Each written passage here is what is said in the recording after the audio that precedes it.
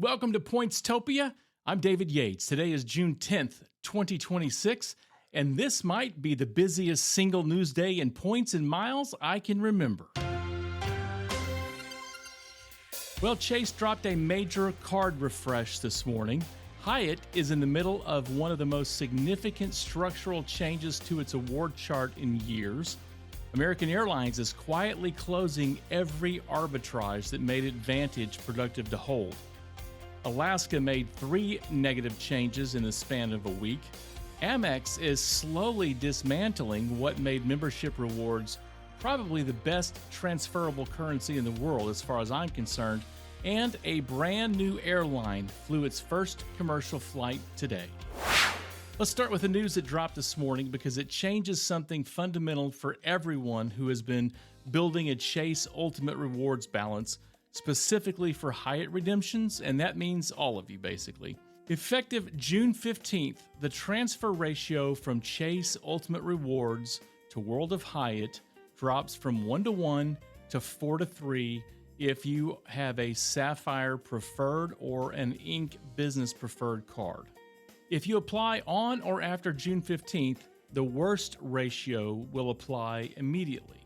If you already have one of the cards, you have until October the 1st before the new ratio kicks in. So let's talk about that for a second. If you transfer 40,000 Chase points to Hyatt today, you get 40,000 Hyatt points. But after October 1st, you transfer 40,000 Chase points and that turns into 30,000 Hyatt points. Now, if you have the Sapphire Reserve, which I have, my wife has, that stays 1-to-1 to Hyatt. And Chase has confirmed now that there are no planned changes to the reserve ratio, and I don't think that's an accident.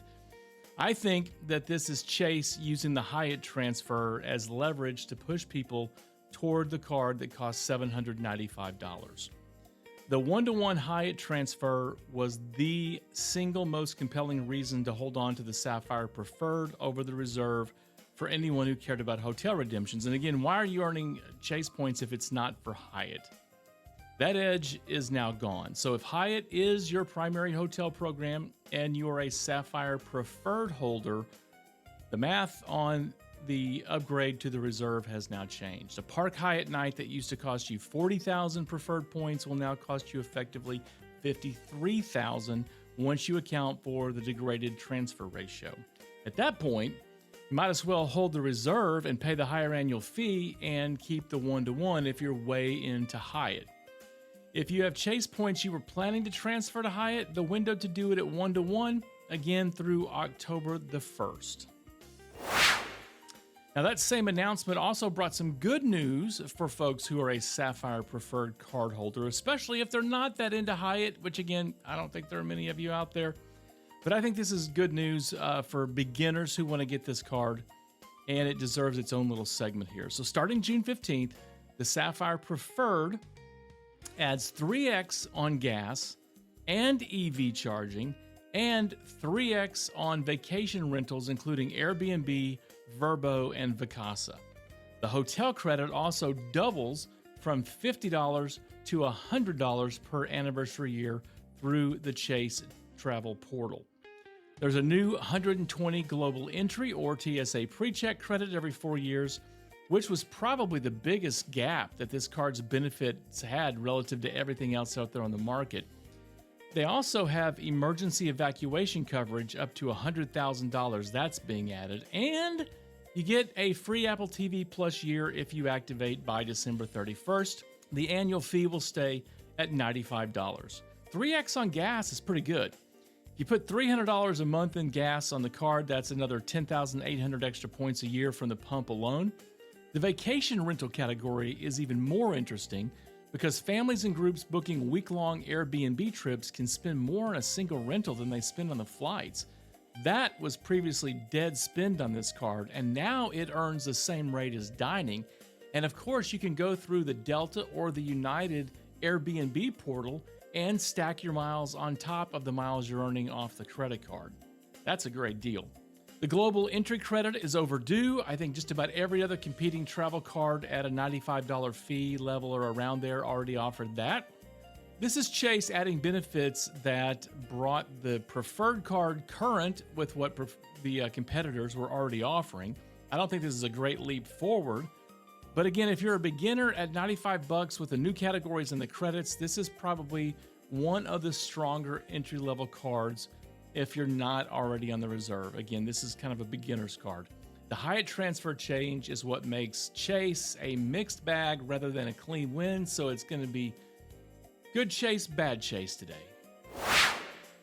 Most of the points and miles blogs and podcasts you listen to won't say what I'm about to say, and that is that Hyatt has gone dynamic.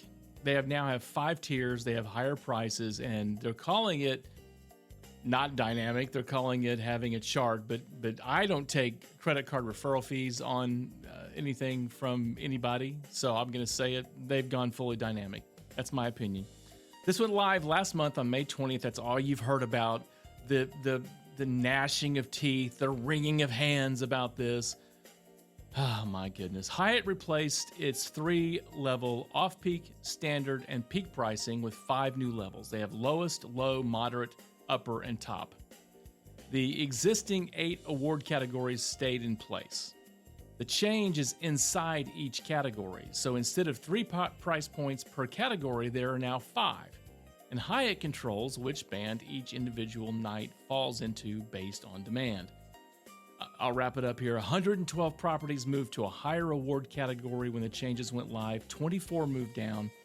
At the top end, Category 8 went from a ceiling of 45,000 points per night to 75,000 points per night.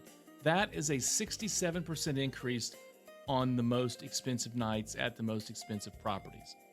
One major valuation dropped Hyatt's per point value from $1.65 to $1.55 per point as a direct result of this. Now, again, Hyatt keeps calling this an award chart, and I'm going to push back on that. 5 price tiers within 8 categories where Hyatt sets the band for each night dynamically based on demand is functionally indistinguishable from dynamic pricing. The only difference from Marriott or Hilton's fully dynamic systems is that a ceiling exists on paper.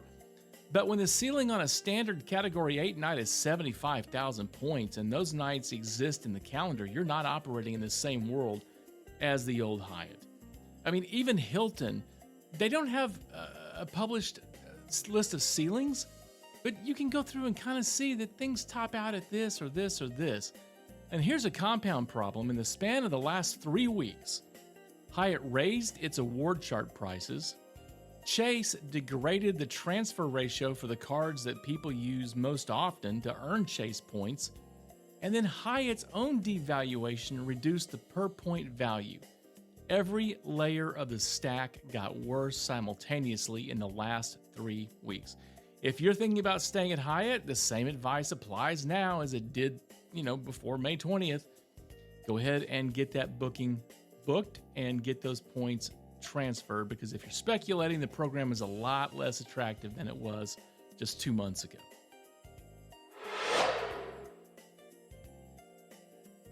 I put up a post on the blog today about Amex versus Chase and talked about which one you should probably pick, which ecosystem you should get into. And one of the things I talked about was the fact that depending on where you live, if it's a hub city, that really will probably pick which airline you're going to stay with.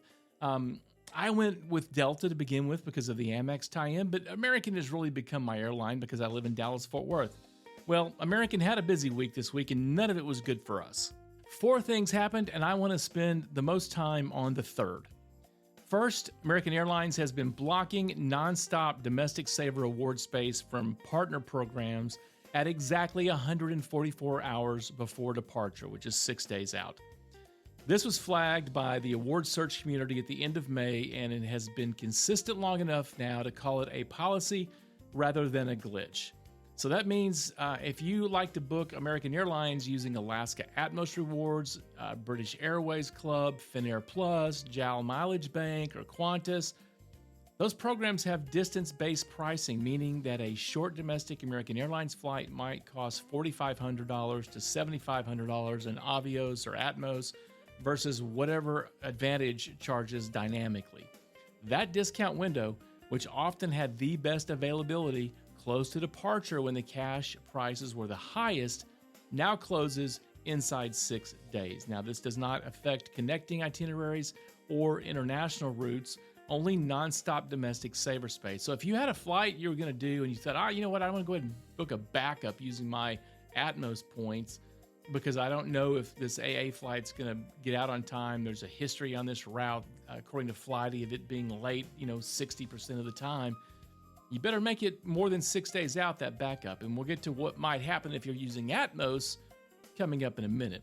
All right, that was number one. Second, AA quietly moved the minimum cost for transatlantic business class on AA metal from $65,000 to $70,000 Advantage miles. If the award includes partner metal, that didn't change, so keep that in mind when you're building your routings. All right, number three, this is the one that should make you angry. In May, American revised its contract of carriage for involuntary cabin downgrades. The old policy was simple. If they move you to a lower cabin, they refund the fare difference. The new policy says downgrades are refunded at 40% of the ticketed fare on the affected segment, regardless of what the coach seat cost. So, if you pay $1,050 for a business class seat on a domestic transcon instead of a $200 coach seat, and you have an aircraft swap, they move you to row 13 in economy. Under the old policy, you'd get back $850, which is $420 from $1,050. I'm sorry, that's $200 from $1,050. Under the new policy, you'll get back $420 off of a $1,050 ticket. So you could have bought the coach seat for $200, but you're going to end up paying $420 for it. That ain't right. A formal complaint has been filed with the Department of Transportation, arguing that this violates federal refund rules, which require airlines to refund the difference between what you paid and what you received. The DOT policy explicitly says it just like that, and American's new policy completely ignores that. American Airlines CEO Robert Isom has publicly confirmed that the airline now targets over 80% paid occupancy in domestic first class before departure. So think about that for a second. They are targeting, not targeting upgrades. Those of us who are Platinum Pro or Executive Platinum or anything else, no, they don't want you to have that seat. They want at least 80% of those seats to have been paid for in domestic first class before departure. They are systematically moving away from complimentary upgrades for elite members. So the airline's telling you, if you want first class, buy first class. And now if they can't deliver it, they're going to keep most of your money. All right, fourth, Advantage used to price Air Tahiti Nui awards on a fixed partner chart. That was fantastic. That is now gone dynamic, and the rates are really ugly as a redheaded stepchild. Air Tahiti Nui was one of the cleaner fixed rate options for South Pacific redemptions, and it is now gone. So together, you look at these four moves, and they describe a program that is closing every gap that gave Advantage, well, the reason to deserve your loyalty, but also really the title of the best domestic loyalty program. Americans started it, and they've been the best lately. The partner blackout removes the close-in discount booking window, which is huge. The transatlantic devaluation removes the miles over cash advantage on premium international. The downgrade policy removes the safety net of buying premium and getting made whole. And the Air Tahiti Nui change removes one more fixed rate sweet spot with American Airlines. Advantage miles are still ranked the most valuable airline currency in several valuations at 1.6 cents per mile. And the program, it seems, is actively working to make that number a theoretical number rather than something you can actually achieve. Well, I wish we had a good and bad and ugly segment with Alaska Atmos this week, but we really just have bad and ugly. 3 negative changes in 1 week. Alaska posted a net loss of $193 million in the first quarter of this year, and you can hear it in the program changes that dropped this week. First, saver fares booked on or after tomorrow, June 11th, for travel on or after August 1st, earn 0 Atmos rewards points, and 0 status points.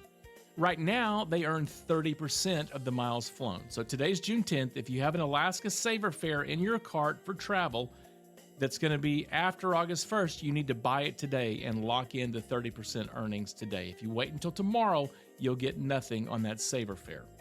Now, Saver fares will still count toward your million miler status based on the actual distance flown, but redeemable points and status points are gone on this fare class for new bookings that happen after today. All right, second, the Partner Award booking fee increases from $12.50 to $20 per person per direction starting July 1st. A family of 4 flying a round-trip award on a partner like American Airlines, the fees go from $100 to $160. And I'm not sure if you call in or not. If you have a real complicated itinerary, maybe you do. But if you call into the call center, the booking fee doubles from $50 to $30 per person starting on July 2nd. Oh, guess what? There's one carve out. I'll bet you can't guess what it is. If you have a credit card, the Atmos Summit Visa Infinite card, hey, that card continues to waive the partner booking fee entirely. And so that benefit now becomes more valuable with the change, not less valuable. Wow, they're pushing you toward a credit card. Does that seem something like we've heard about already in this show? Third, Alaska also runs a monthly Members Day promotion where it discounts specific partner award routes. This month's option are Mexico City at 7,500 miles. I'm not going till next month, so I missed out on that one. Paris at 20,000 miles. Helsinki at 15,000 miles. Tahiti at 20,000 miles, Bangkok at 25,000, and Taipei at 30,000. Book by this Friday for travel through September 1st through November 15th. Most of these are partner redemptions and the partner fee applies. I, just on a side note, looked at Helsinki from DFW, and man, they route you through Doha or London to get there. I mean, it's a full day to get to Helsinki. Helsinki's going to have to stay on my list for a while, it looks like. Atmos still has a published award chart, and it still has strong partner access, including Emirates, Cathay, and Japan. But the program that positioned itself as the transparent, no-nonsense alternative to Delta's chaos is starting to look a lot like everybody else. Each of these changes individually is defensible, but together you're looking at a trend. Now, one counterintuitive note, Alaska is simultaneously running a buy points promotion with up to a 100% bonus through July 5th. That drops the cost down to roughly 1.88 cents per point for you to buy. If you've got a high value partner redemption in mind on JAL or Fiji, for example, that math can work in your favor. Everyone else says don't buy speculatively. I still buy speculatively, and I helped friends book a flight a few weeks ago that cost significantly less by just buying the Atmos points and booking first class domestic from Dallas to Vegas on American Airlines. I mean, it was significantly cheaper just to buy the points from Alaska to book it. May have to take a break and cry a little bit and then come back and talk about Amex membership rewards. There's not a really dramatic headline other than just me being dramatic, but there's starting to be a collection of data points now over the past several months that are adding up to something that is pretty obvious to those in the points and miles game who are into the Amex ecosystem. You know, I have 12 Amex cards. I'm all about Amex. Amex dropped Etihad as a U.S. partner for transfers on June the 1st. You can still transfer to Etihad through Capital One, Citi, Bilt, and Rove, which now makes Amex the outlier. This same pattern played out with Emirates before that cut, where the U.S. change came first and other countries followed. Now, speaking of Emirates, Amex has cut the transfer ratio to Emirates skywards from 1-to-1 to 5-to-4. Same thing with Cathay Pacific Asia miles. The math is transferring 1,000 Amex points to either program now gets you just 800 miles instead of 1,000. For anyone with Emirates first class aspirations, those seats already required a lot of points, and now they require 25% more. On the bonus side, Amex went nearly 4 months into 2026 without running a single transfer bonus to any of its roughly 20 partners. That is insane. Every other major bank, Chase, Citi, Capital One, Bilt, they kept running bonuses to the same partners throughout that period. The Flying Blue 25% Amex bonus currently active is one of the few offers that have shown up this year, and that's in part why it stands out. Membership rewards used to be the easy answer when someone asked the question of, hey, which transferable currency should I hold? They had the broadest partner roster, they had regular transfer bonuses, one-to-one to almost everything. The program still has depth, but the combination of removed partners, degraded ratios, and vanishing bonuses is starting to chip away at the gap between Amex and Chase, and that gap has been the whole argument for a lot of people. The Flying Blue 25% bonus goes on through July 1st, and it's the most useful active Amex offer right now. You pair that with Flying Blue's June promo awards, you can fly economy from Atlanta, Boston, Chicago, Houston, New York, Seattle, or Washington, D.C. for just 18,750 miles each way, economy. Run the numbers before the bonus expires. Go to pointstopia.com. I've got a post on there about speculative transfers, and if you want more details on my strategy, it's not taking advantage of the Flying Blue promo awards. It's taking advantage of Virgin and being able to book Virgin flights for a significantly lower amount of taxes and fees using your Flying Blue points. So that's my take on it. Lufthansa first class is probably gone from partner programs, or maybe not. Here's a story that's been hovering around the points community since the 1st of June. Lufthansa stopped releasing first class award space to every partner program simultaneously. Aeroplan, LifeMiles, United Mileage Plus, none of them have shown Lufthansa first class availability for 10 days. If you go to seats.aero and look for Lufthansa first class using their tool, it says that there's a problem connecting right now, and they know that there's a problem. It doesn't matter which route, which direction, or which Star Alliance program you use to search, that space is gone. Now, I'll be honest, Lufthansa was never easy to book. It basically came down to 3 or 4 days before departure. Often you could only get it from specific gateway cities. You had to be obsessive about checking or use a service like I do, like seats.aero. The experience itself, apparently I've not flown it yet, is on another level. The first class terminal in Frankfurt is its own building. You get driven to your flight in a Porsche. For anyone who's done it, it sits in a category all alone.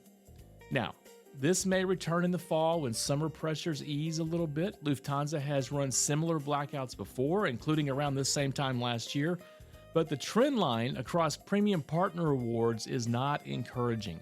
Emirates restricts partner first class access. Singapore now charges fees for advanced seat selection on business class partner awards. Airlines are methodically closing the gaps that made the aspirational redemptions accessible without flying the metal yourself at cash prices. Now, there is a caveat to this. As we were finishing up this episode today, doing the research, a post on Threads claimed that Lufthansa Group has lifted its business class award embargo to the Star Alliance partners, and everything from the North American Northeast hubs with Frankfurt, Munich, and Zurich all showing ability, including a handful of Allegra seats. That's the new product that's almost never been accessible through partner programs. They're saying it's wide open through mid-April 2027 at 60,000 points. Hopefully, this guy's right. I haven't been able to independently confirm this. I searched seats.aero, as I said. I didn't find anything, but if it's there and you've got Aeroplan or LifeMiles, move fast. Aeroplan takes transfers from Chase, Amex, Capital One, and Bilt. LifeMiles takes Amex and Citi. This would be one of the best business class redemptions available if it's confirmed. One more thing to know about this. Air Canada is buying a Buy Aeroplan's points promotion at up to 30% off through June 30th. So if the Lufthansa business class inventory is confirmed and you are short on points, that discount might change your math a little bit on topping up. All right, looking up at the big board at the transfer bonuses that are on the board right now. Let's walk through everything that's active, and I'll tell you which ones I think you ought to think about acting on.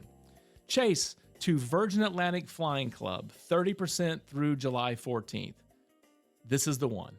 Virgin Atlantic prices Delta awards on a distance-based chart, not SkyMiles dynamic pricing.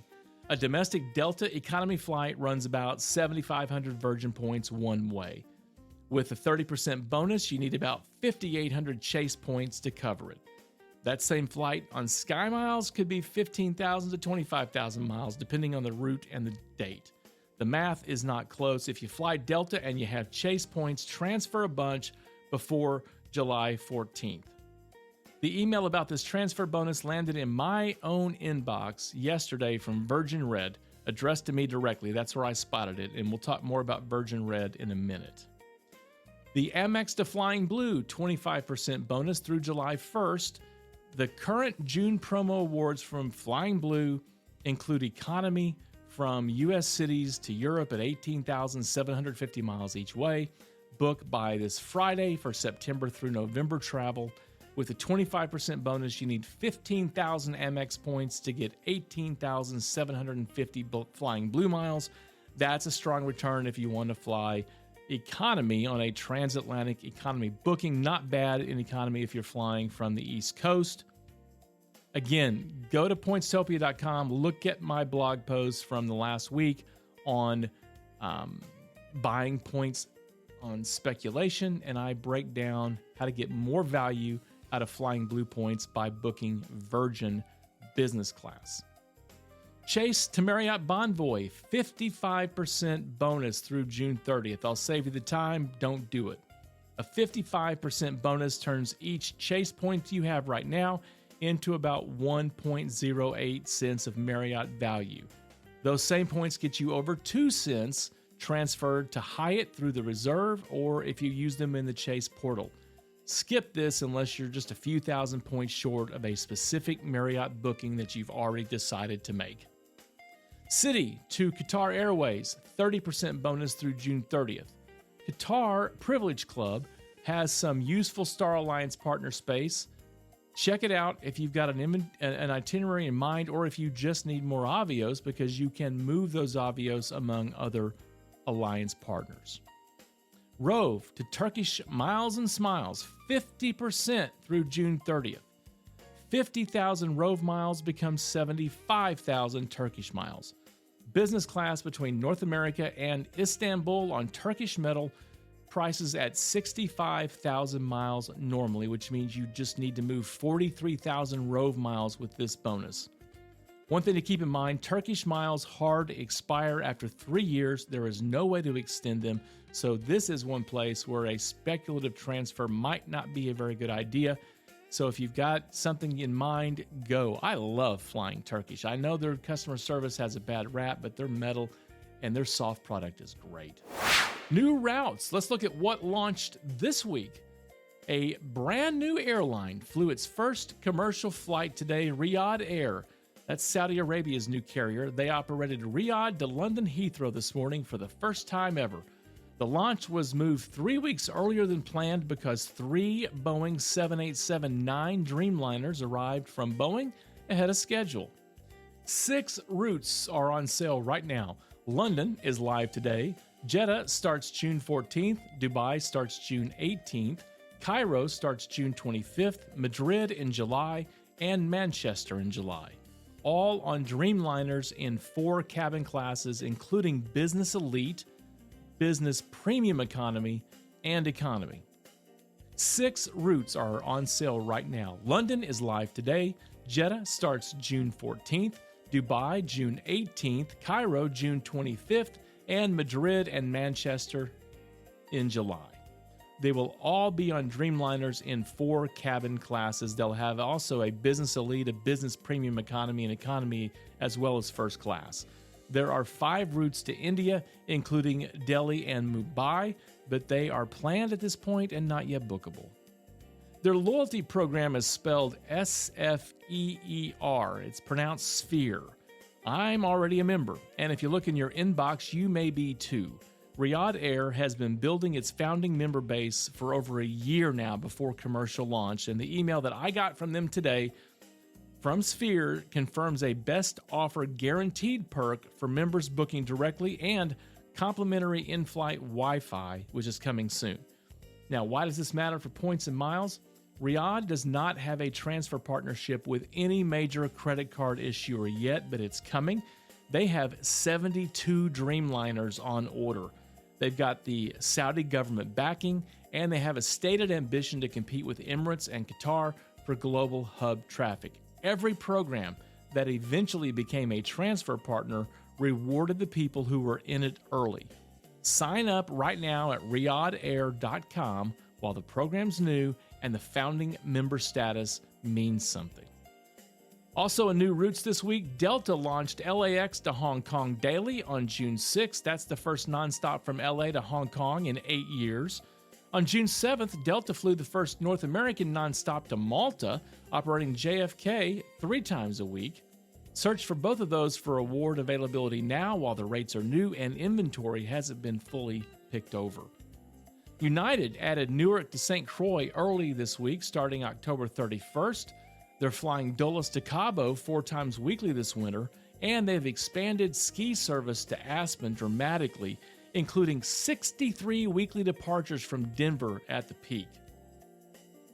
United added Newark to St. Croix weekly starting October 31st, Dulles to Cabo 4 times weekly this winter, and they've expanded ski service to Aspen dramatically, including 63 weekly departures from Denver at peak.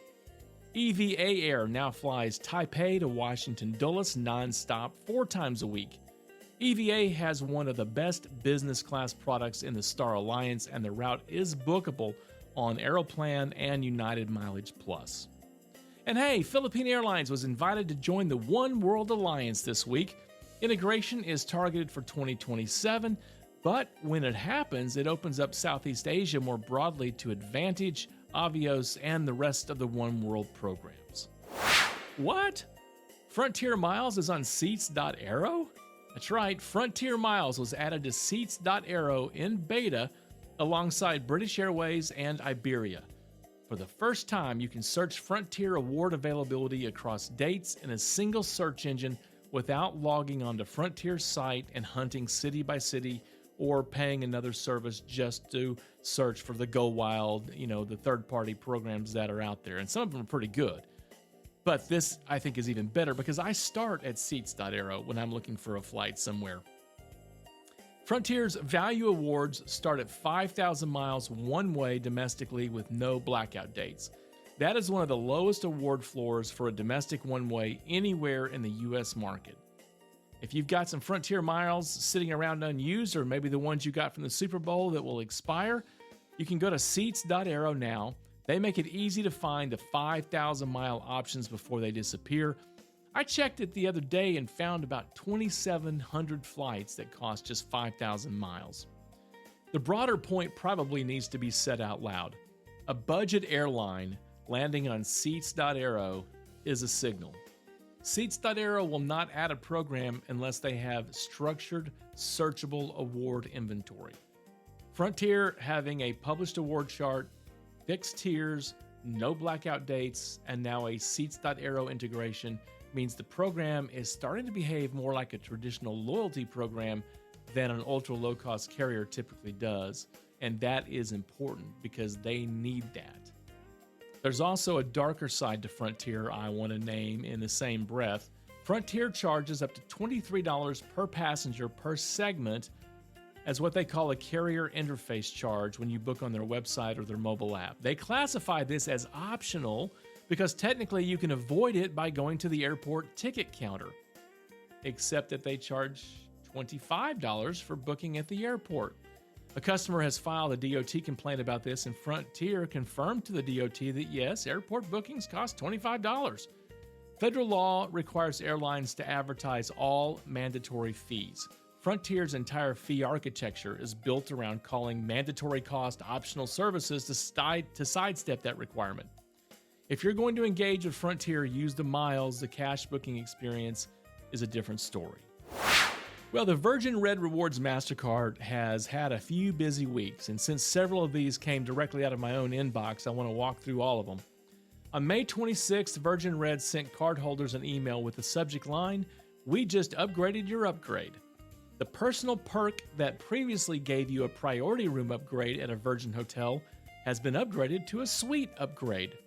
Same spend thresholds, $15,000 for one perk, $30,000 spend for two, but the same $99 annual fee. Now the hotel perk lands you in a suite rather than a standard room, and I'm ready to try this out. Their full perk menu, by the way, is a Virgin Atlantic companion voucher or a cabin upgrade, a free night at a Virgin hotel, a suite upgrade at a Virgin hotel, a Virgin Voyages bar tab up to $300, or the Virgin Voyages Blue Extras package. You get to choose up to 2 per card holder year. A suite upgrade at Virgin Hotels Dallas, New Orleans, Nashville, or New York as one of 2 annual perks on a $99 card is a strong benefit relative to the fee. Now, second, if you're a Texas resident, Virgin Hotels Dallas runs a standing local rate with discounted pricing and complimentary parking. Book directly at virginhotels.com/Dallas. Use promo code STAYCATION.